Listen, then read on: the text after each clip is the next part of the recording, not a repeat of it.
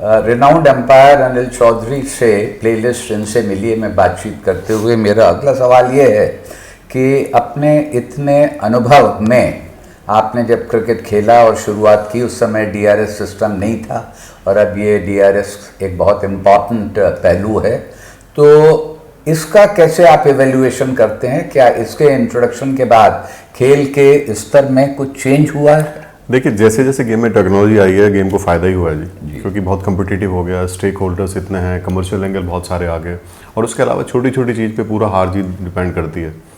तो बहुत सारी चीज़ें हैं जो ह्यूमनली आप नहीं पकड़ सकते। देखिए, मशीन और आदमी का मुकाबला है, तो machine is better in lot of cases.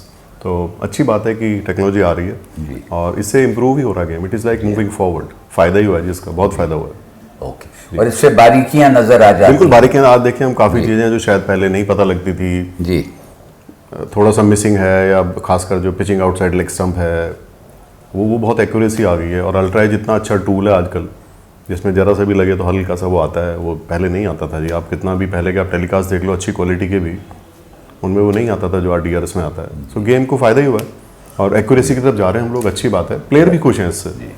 और इसी से कनेक्टेड इसी के साथ है कि आपने एक डिसीजन दिया और उसके बाद वो स्क्रीन पर जब रिप्ले आ रहा है, पूरा स्टेडियम देख रहा है, तो ये कुछ फीलिंग होना तो लाजमी है। कभी कभी क्या होता है, कभी कभी टाइट कॉल होती है, तो आप you need luck also some time, because इतना फ्रेम रेट ज़्यादा होता है जो डीआरएस का जो कैमरा वर्क है जी, वो एक्यूरेसी बहुत ज़्यादा होती है।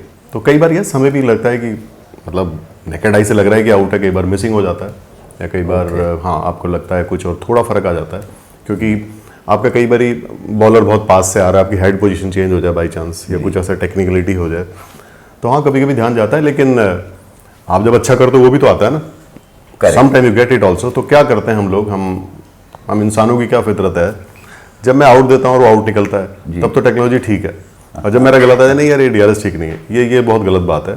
अरे some time you get it, some time you don't get it, but technology is very good for the game, why not.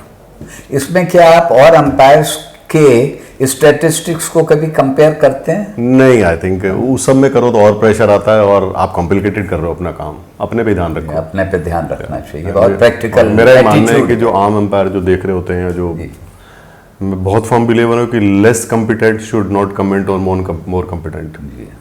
तो अगर कोई बहुत बड़ा अंपायर है, और मतलब बड़े का मतलब जो रिनोन एलीट पैनल है जिसने 400 500 मैच कर डाले हैं, मैं घर बैठ के बोलूँ अरे यार ये क्या दिया, नहीं भाई, जब मैं खड़ा होता हूँ तो पता लगता है कि कैसे देते हैं।